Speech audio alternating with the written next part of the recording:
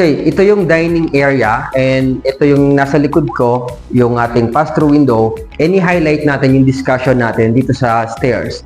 Most of the time yung stairs is nakaharang, but this time, since maliit siya at na medyo tago, I want this portion na magkaroon siya ng highlight.